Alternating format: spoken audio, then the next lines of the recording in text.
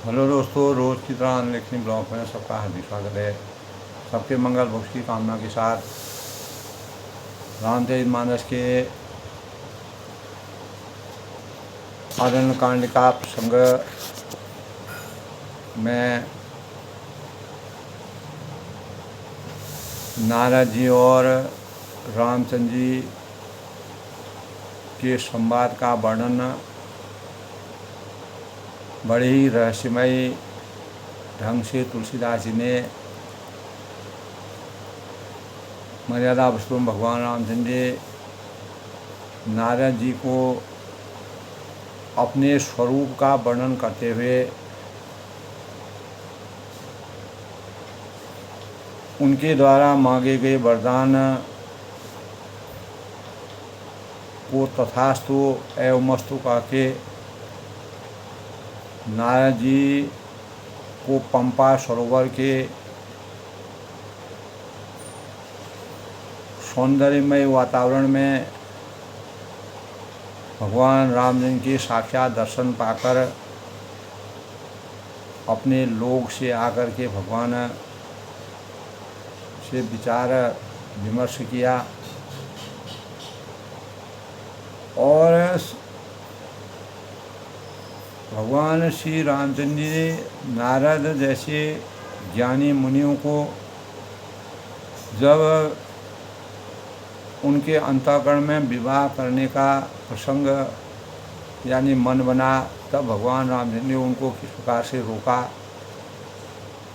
अंतर्यामी होने के परिणामस्वरूप भगवान राम उनके अंतर्दशा को समझ गए, लेकिन माया मोह से विरक्ति पाने के लिए, अपने भक्तों की रक्षा करने के लिए, अपने भक्तों के जीवन को सामर्थ्य दिलाने के लिए भगवान रामचंद्र जी ने हमेशा अपने जीवन को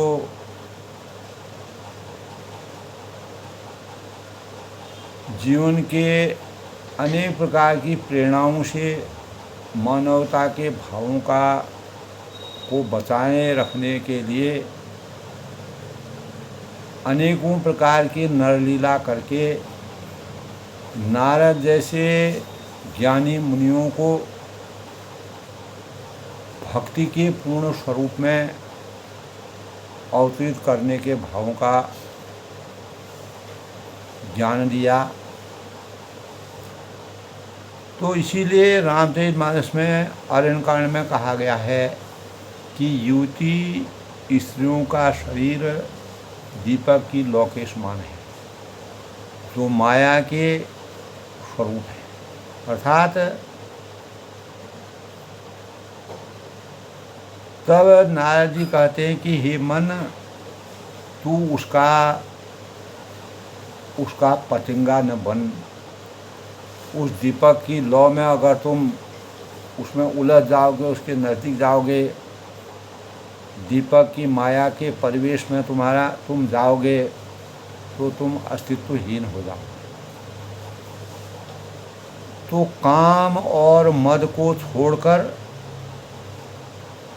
श्री रामचंद्र जी का भजन करना और सदा सत्संग का अनुसरण करना, यही मानवता का सबसे बड़ा अवतरण है। जो लोग रावण के शत्रु और श्री रामचंद्र के पवित्र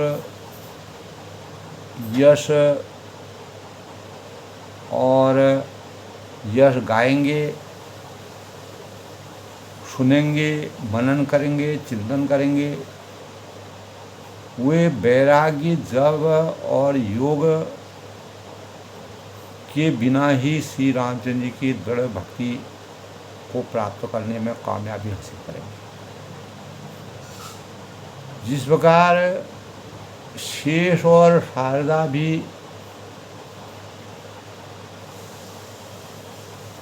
नहीं रह सकते हैं यदि सुनते ही नारद जी ने श्री रामचंद्र के चरण कमल को क्यों पकड़ा, तो दीनबंधु कृपालु प्रभु ने इस प्रकार अपने श्रीमुख से, अपने मुखार बिंदु से अपने भक्तों के गुण और उनके वास्तविक भावों का मनन किया, चिंतन किया, उनकी भक्ति भावनाओं का अध्ययन किया। क्योंकि भगवान राम अंतर्यामी थे, तो भगवान के चरणों में बार बार नारद जी ने सिर नवाकर जब उनको ज्ञान की प्राप्ति हुई, तो नारद जी ब्रह्मलोक को चले गए। भगवान रामचंद्र के साक्षात दर्शन करके अर्थ धर्म काम मोक्ष की उनको प्राप्ति हो गई। तब तुलसीदास जी ने दोस्तों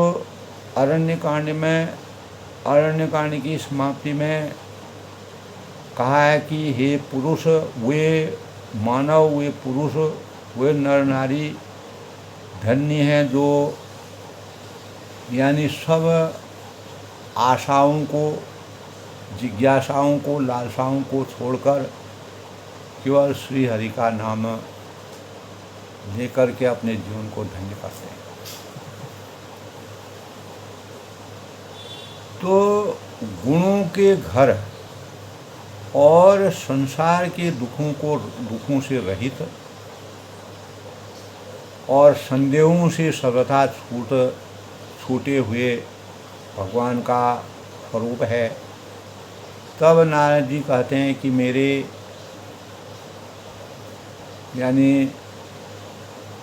भक्ति और भगवान के दर्शन से उनके चरण कमलों को छोड़कर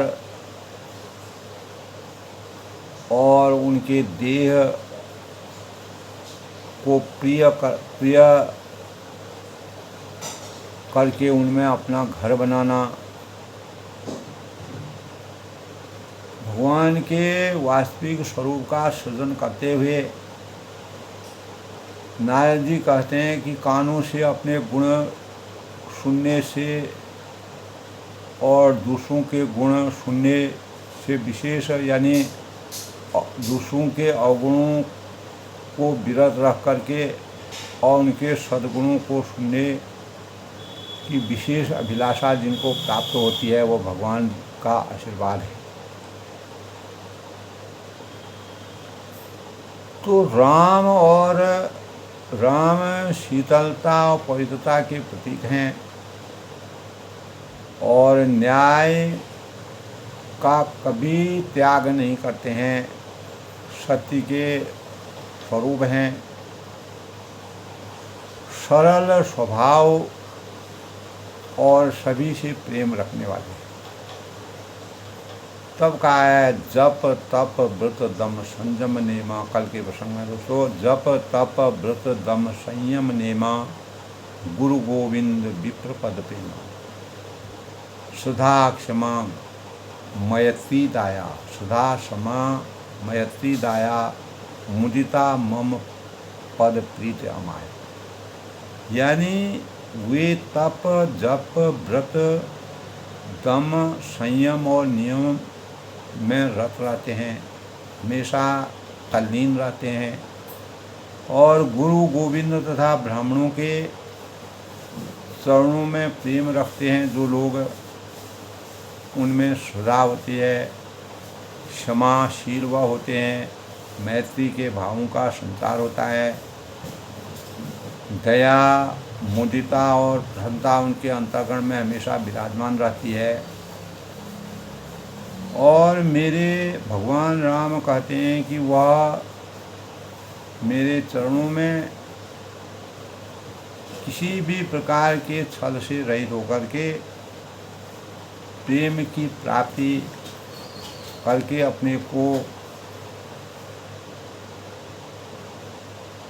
मानवीय भावों से अलंकृत करते हैं। तब कहा है कि वैरागी है, विवेक है, विनय है, विज्ञान है, परमात्मा के तत्व का वास्तविक जो ज्ञान है, तो और वेद पुराणों का जो यथार्थ वास्तविक ज्ञान जिनको होता है वे किसी प्रकार के अहंकार यानी दंभ और अभिमान, मद कभी उनके अंतःकरण में छूता तक नहीं, अर्थात भूल कर भी वह कुमार्ग पर नहीं कभी भी अपना पैर नहीं रखते हैं। सदमार्ग का अनुसरण करते करते अपने जीवन को हमेशा प्रभुमय बना करके मेरी भक्ति में लीन हो जाते। तो तुलसीदास ने भगवान रामचंद्र की भक्ति के स्वरूप का आनंद लेते हुए सही मार्ग पर भक्त कैसे अपने स्वामी के स्वरूप में विराजित होता है उसका बड़ा ही रहस्यमय वर्णन करके हृदय विदारक रचना की है। सदा तब कहते हैं कि भगवान राम जी कहते हैं ऐसे भक्त जो सदा मेरी लीलाओं को का गुणगान करते हैं, सुनते हैं, मनन करते हैं, चिंतन करते हैं और बिना ही कारण दूसरों के हित में लगे रहते हैं, बिना किसी भी निष्काम, बिना किसी प्रकार के स्वार्थ की भावना से परे होकर के निष्काम भाव से परोपकाराय संता विभूता का कार्य करते हैं। और हे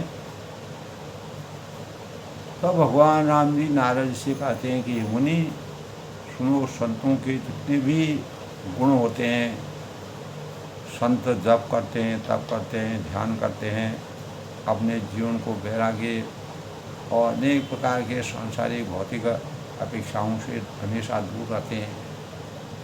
तो जो वास्तविक जो रहस्यमय या जिनका जीवन पूर्ण साधना से समर्पित रहता है उनके स्वरूप का गुणगान जो है माता सरस्वती और वेद भी करने में समर्थवान नहीं होता।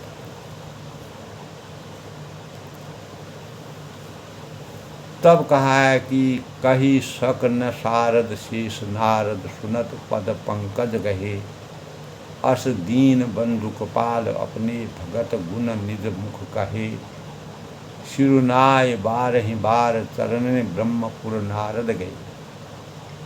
चरणों में सिर नवाकर नारद जी कैसे अपने लोक को चले गए।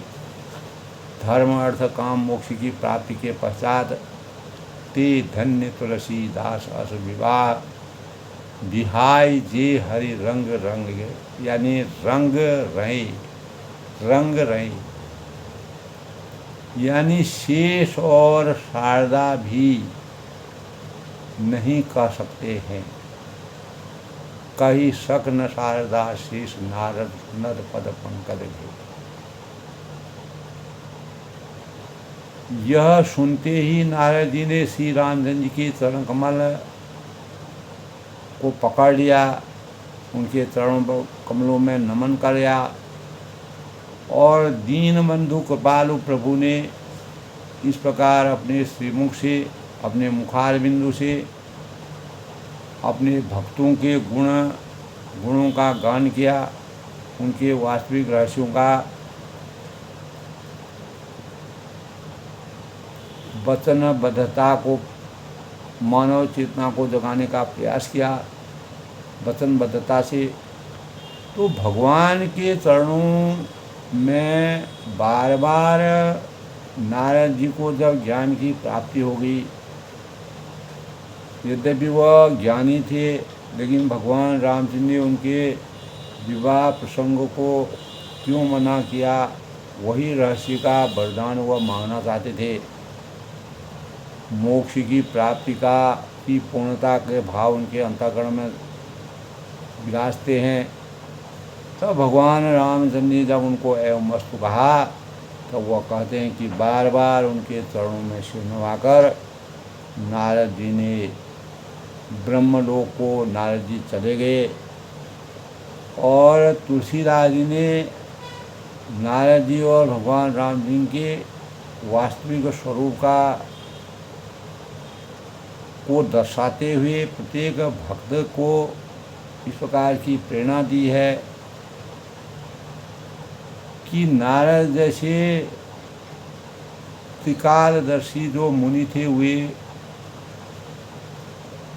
यानी उनको वह भी अपने जीवन को भगवान राम में पूर्ण रूप से समर्पित करते हुए धन्य हो गए, जो सब आशा छोड़कर, अनेक प्रकार की अपेक्षाओं को छोड़कर, अनेक प्रकार की भौतिक लालसाओं को छोड़कर केवल श्री हरि के भक्ति में रंग गए, भक्ति में विलीन हो गए। इसीलिए कहा है कि जो लोग रावण के शत्रु श्री रामचंद्र जी का पवित्र यश गाते हैं, रावण को अपना शत्रु मानते हैं, क्योंकि रावण पर नारी लीलारी, दूसरे की नारी भगवान राम जी की यद्यपि माता सीता परछाई थी, लेकिन उसके अंतःकरण में कितना दुर्भाव थे। तो रावण जैसे शत्रुओं को त्यागने और श्री राम जी के पवित्र यश को अपनाना, उनका गुणगान गाना, उनको सुनना, उनका मनन करना, चिंतन करना, वही वैरागी जप और योग के बिना ही श्री राम जी की दृढ़ भक्ति को प्राप्त करके मानवता के स्वरूप में विराजित हो सकते हैं। धर्म अर्थ काम मोक्ष की प्राप्ति करके भगवान की भक्ति में लीन हो सकते हैं। तभी कहा है दीप शिखा सब जुगति तनो, मन जनि होय पतंग, भजति राम तज काम मदो, करें सदा सत्संग।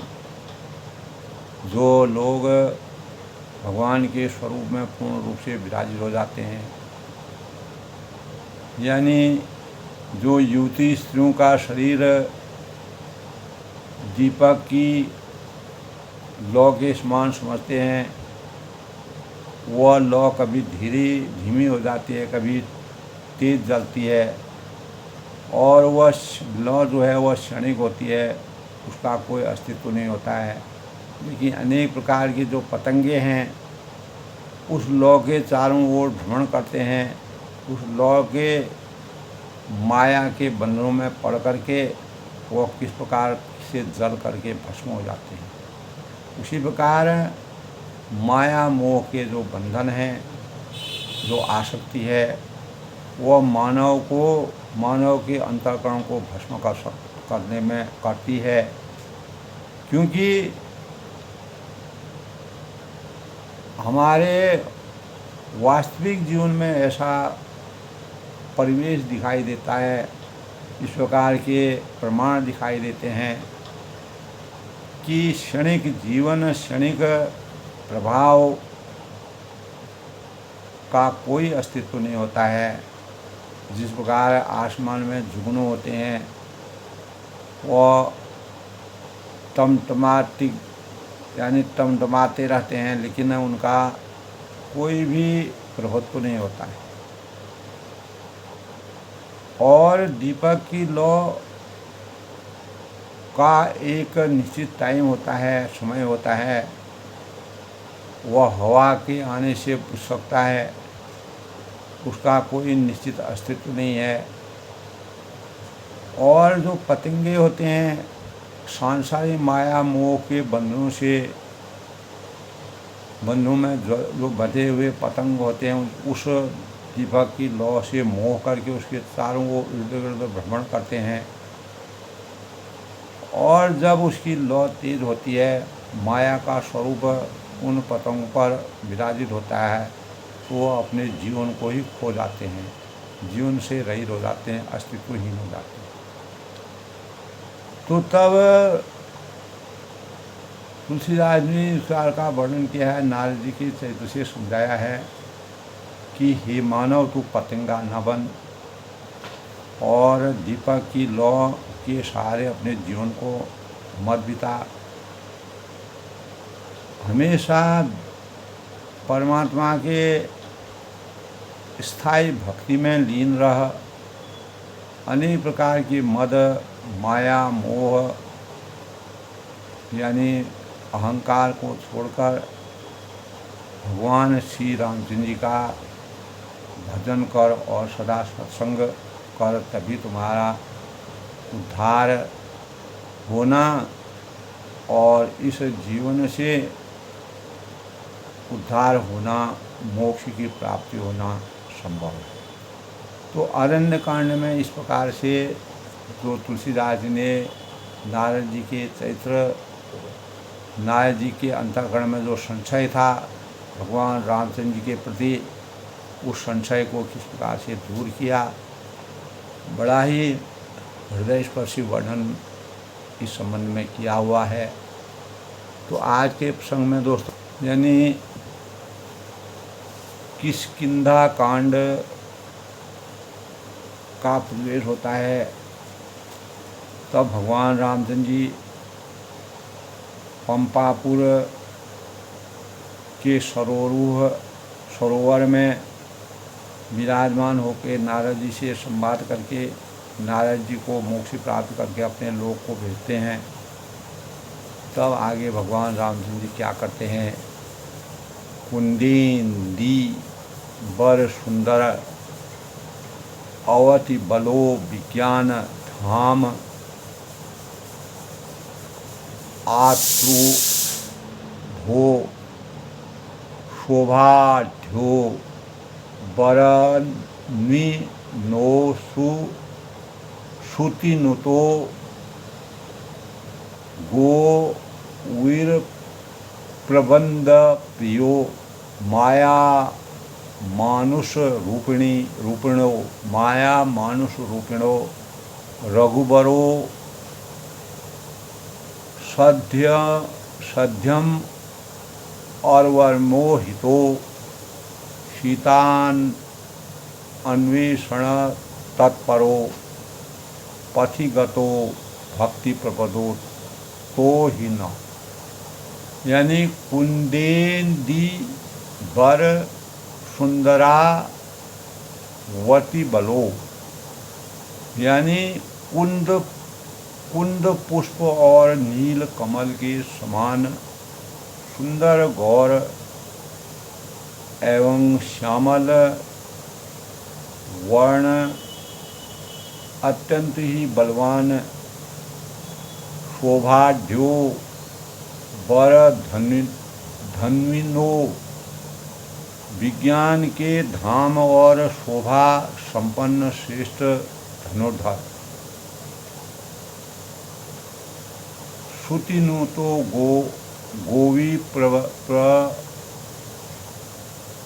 वृंद प्रियो, धनुर्धर और वेदों के द्वारा वंदित गौ एवं ब्राह्मणों के समूह के प्रिय माया मानुष रूपिणो, और अथवा माया से मनुष्य रूप धारण किए हुए भगवान रामचंद्र ने त्रेता में मनुष्य रूप में अवतार लेकर के कैसे जन कल्याण किया। रघुबरो सध्यम अवर्मोहितो, धारण किए हुए श्रेष्ठ धर्म के लिए यानी कवच स्वरूप सबके हितकारी सबके कल्याणकारी श्री सीता जी की खोज में लगे हुए पथिक रूप रघुकुल के श्रेष्ठ श्री रामचंद्र जी और श्री लक्ष्मण जी सीता की खोज में अन्वेषण तत्परो पथिगतो, और श्री लक्ष्मण जी दोनों भाई निश्चय करके हमें हमारी भक्ति को स्वीकार करें। ब्रह्मभ्यो अधि समुद्भवं कलिमल प्रध्ववसनं चाव्ययं श्रीमत्स्य अम्बुमुखे चंदं सुंदरबरे संशोभितं सर्वदा संसारमयी भेषजं सुखकरं श्री जानकी जीवनम। धन्यास्ते कृतिन पिबन्ति सततं श्री राम नामा अमृतम। यानी हे सुकृति, यानी पुण्यात्मा पुरुष। तुलसीदास ने इस प्रकार का वर्णन किया है कि किष्किंधा कांड में भगवान रामचंद्र जी को नमन करके उनकी स्तुति करने के भावों का संचार किया है। तो वे कहते हैं कि सुकृति पुण्य आत्मा पुरुष यानी पुरुषोत्तम, आप धन्य हैं जो वेद रूपी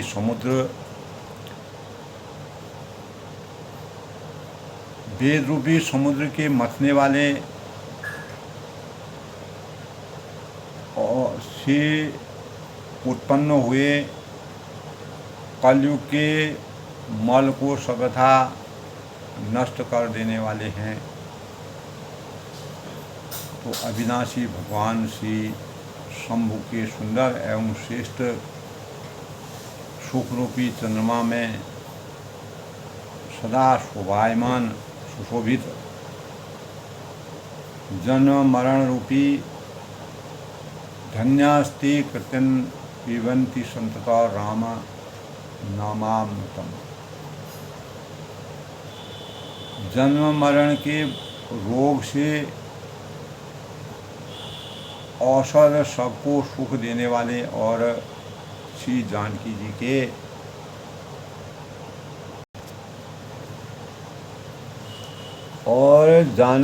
के जीवन के स्वरूप और श्री राम नाम रूपी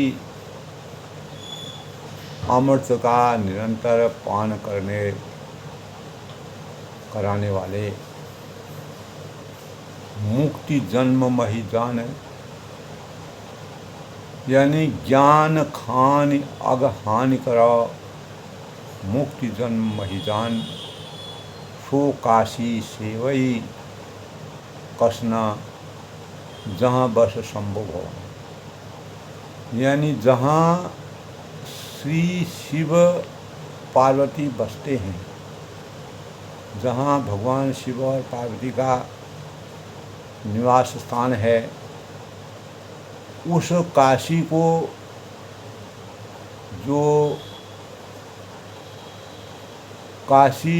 को मुक्ति की जन्मभूमि और ज्ञान की खान और पापों का नाश करने वाले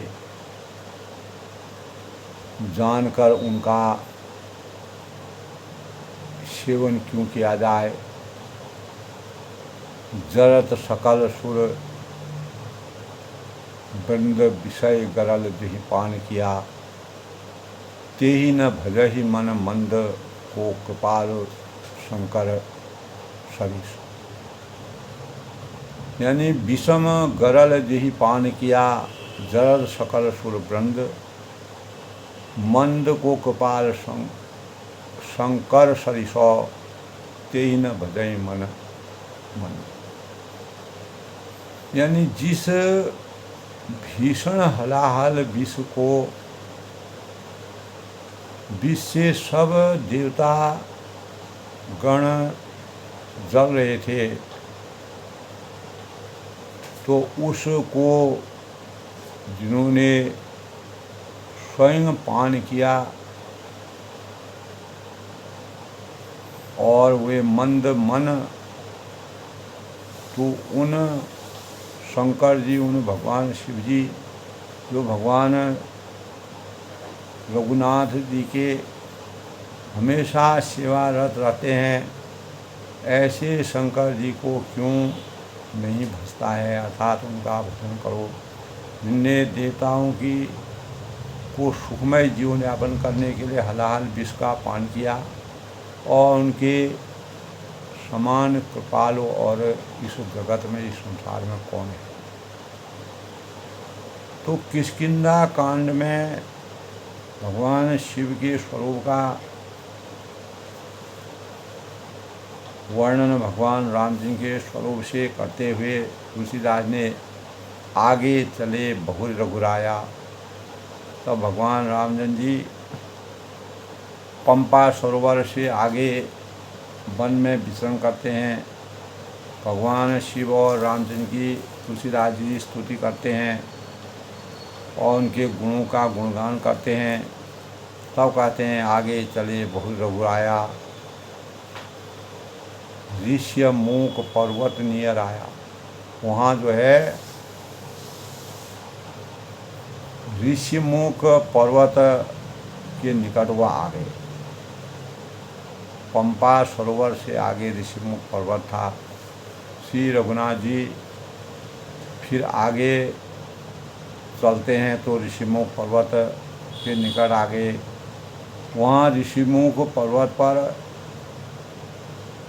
अनेक प्रकार के मंत्रियों सहित सुग्रीव रहते हैं। सुग्रीव का वहाँ निवास स्थान है। और माता सबरी ने भगवान रामचंद्र जी को यानी वानरों के राजा सुग्रीव से मित्रता करने के लिए जो सीता जी की खोज में के लिए तत्पर रहेंगे, तो तहाँ रह सचिव सहित सुग्रीवा, आवत देख अतुल बल शिवा। तो श्री रघुनाथ जी फिर जैसे ही पंपा सरोवर के आगे बढ़ते हैं तो वह ऋषिमुख पर्वत पर के निकट आ गए। वहाँ ऋषिमुख पर्वत पर मंत्रियों सहित सुग्रीव जी रहते हैं। वानरों के वानराधिराज अतुलनीय बलशाली जो हैं और बल की सीमा श्री रामचंद्र जी और लक्ष्मण जी को आते देखकर वो क्या करते हैं, अति सभीत कहाँ सुनो हनुमाना, पुरुष जुगल बल रूप निधाना। धरि बटु रूप देखते जाई, कहूँ जान जिय शयन बुझाई। तो सुग्रीव जो है अत्यंत ही भयभीत होकर बोले, हे हनुमान। हनुमान जी से बोलते हैं कि सुनो, ये दोनों पुरुष बल और रूप के निधान हैं, खान हैं, अपार स्वरूप है। धरि बटु रूप देखते जाई। तुम ब्राह्मण का यानी ब्रह्मचारी का रूप धारण करके जाकर देखो कि ये कौन हैं, कहाँ से आए हैं, और अपने कहे सु जान जिय शयन बुझाई। और अपने उदय में, अपने हृदय में, अपने अंतःकरण में उनकी जो यथार्थ बात जानकर मुझे इशारे से समझाकर कह देना कि अपने हृदय में उन बातों को रखते हुए भगवान के जो भी स्वरूप है उस स्वरूप का वर्णन मुझे कराना। क्योंकि हनुमान जी दूत के रूप में कार्य करते थे और सबसे बड़े बलशाली थे। पठिए बोल होय मन मैला, मांगूं तुरत तदूं यह शैला। विप्र रूप धरि कभी तहाँ गयऊँ, माथ नाय पूछत अरु गयऊँ। तब यदि वे अगर मन के मलिन बाली के भिजे हुए हों, क्योंकि बाली और सुग्रीव में शत्रुता थी, दोनों भाइयों में आपस में विरोध था, अगर वह बाली के द्वारा भिजे हुए हों तो मैं तुरंत इस पर्वत को छोड़कर आगे भाग जाऊंगा। जैसे तुम संकेत करोगे उस संकेतों के परिणाम स्वरूप यानी सुग्रीव जो है भयभीत होकर के बाली के भय से भयभीत होकर के वह उस जंगल में रहते थे, उस पर्वत पर रहते थे। तो यह सुनकर विप्र रूप धरि कभी कहाँ गया हूँ।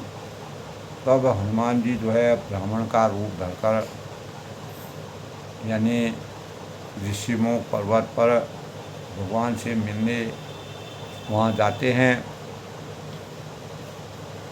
और मस्तक नवाकर इस प्रकार पूछने लगे, क्या कहने लगे, ओ तुम श्यामल गौर शरीरा क्षत्रिय रूप किरण बनवीरा कठिन भूमि कोमल पदगामी कवन हेतु विक्रम बन स्वामी।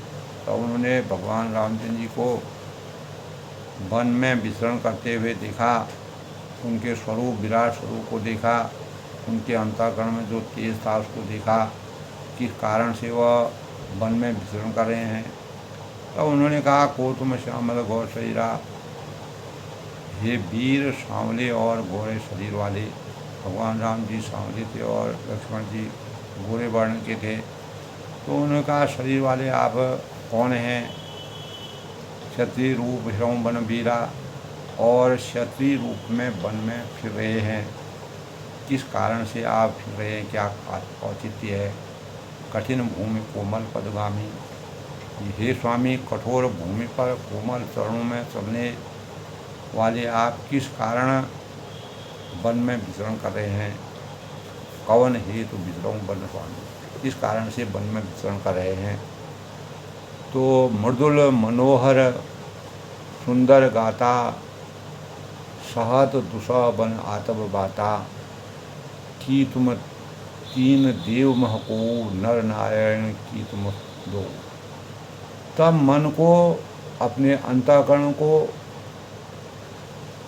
यानी हरण करने वाले आपने सुंदर कोमल आपके इस प्रकार से हमारे अंतःकरण आपकी छवि को देख करके हमारे अंतःकरण में हम जो है ध्यानाकर्षित हो गए हैं। अर्थात सुंदर कोमल अंगों को देखकर हम हृदय हमारा अत्यंत ही ध्रुवित हो गया है।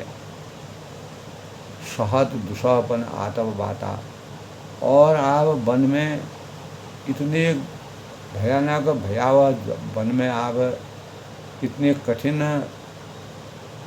कोमल शरीर होने पर भी इतनी कठिन और दुसह धूप है, पानी है, वन का वातावरण है, इसमें विचरण कर रहे हैं और तरह तरह की वायु यहाँ बह रही है, सब को आप सहन कर रहे हैं, इसका क्या औचित्य है। कि तुम तीन देव महको। तब हनुमान जी के अंतःकरण में बात आती है कि क्या आप ब्रह्मा विष्णु महेश में से कोई एक हैं। क्योंकि वह ब्रह्मा विष्णु महेश को ही जानते थे, उनकी पूजा करते थे। उनमें से अगर आप सृष्टि की रचना करने वाले हैं, सृष्टि का पालन करने वाले हैं, सृष्टि का संहार करने वाले हैं, तो आप ब्रह्मा विष्णु महेश तीन अवतारों में से अगर कोई हैं, नर नारायण की तुम दो। और इन तीन देवताओं में से कोई अगर आप एक हैं, या तो आप दोनों नर और नारायण हैं, या नर हैं या नारायण हैं, किसी न किसी रूप में आप विराजमान हुए हैं। मेरे अंतःकरण में ये बात आती है। हनुमान जी को भगवान रामचंद्र जी ने अपने अंतर मन से उनके स्वरूप को जान लिया। जग कारण तारण भव भंजन धरनी भार, की तुम अखिल भुवनपति लीन मन अवतार। तब हनुमान जी के अंतःकरण में भगवान के प्रति भक्ति के भावों का संचार हुआ। तब वह कहते हैं, जग कारण तारण भजो, अथवा आप जो है जगत के मूल कारण और संपूर्ण लोकों के स्वामी स्वयं भगवान के रूप में अवतीत हुए हैं, और इस धरती का भार समाप्त करने के लिए आपने अवतार लिया है।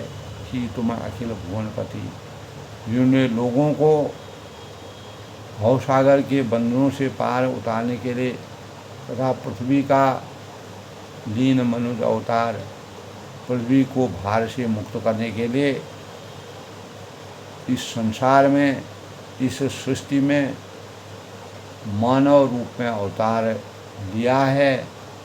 ऐसा इस प्रकार के भाव हनुमान जी के अंतःकरण में विराजमान हुए और वह भगवान के श्रीमुख के दर्शन करके, उनके विराट स्वरूप को देख करके उनके अंतर्मन की भगवान रामचंद्र जी का हनुमान जी पर देखते ही उनका इस प्रकार का ध्यान केंद्रित हो गया कि भगवान का स्वरूप उनमें अपने आप ही विराजमान हो गया था। तब वह कहते हैं ज कारण तारण बहुत भंजन धर्मी भार। इस पृथ्वी के, इस सृष्टि के अनेक प्रकार के भारों से मुक्ति पाने के लिए आपने इस संसार में अवतरण लिया है कि तुम अखिल भुवनपति दीन मनुष्य अवतार। इस भवसागर को पार उतारने के लिए, इस भवसागर से पापों से मुक्ति प्राप्त करने के लिए, अनेक प्रकार के अत्याचार, अहंकार, धर्म की रक्षा करने के लिए आपने इस संसार में जन्म लिया। इसलिए आप वन वन में विचरण कर रहे हैं और मनुष्य रूप में आपने अवतार लिया। ऐसा मेरा मन कहता है, मेरा हृदय कहता है, मेरा अंतस कहता है। तो दोस्तों, आज के प्रसंग में भगवान राम जब यानी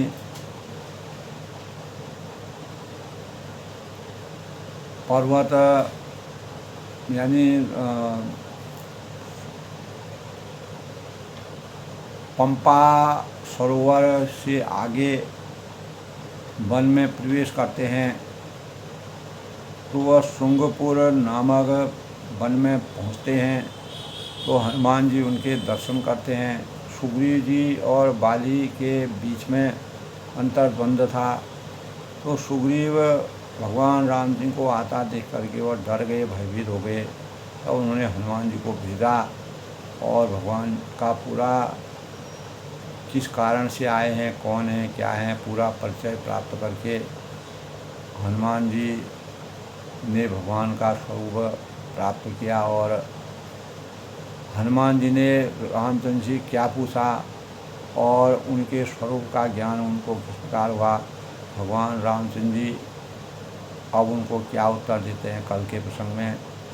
आज यानी तब जब हनुमान ने कहा कि आपके मूल, आपका जगत में अवतार लेने का मूल रहस्य यही है कि आप तीनों लोगों के स्वामी हैं और आपने लोगों को भवसागर से के दुखों से मुक्ति दिलाने के लिए इस पृथ्वी में अपना अवतार धारण किया है और जो मनुष्य, इसीलिए आपने मनुष्य रूप में अवतार लिया है।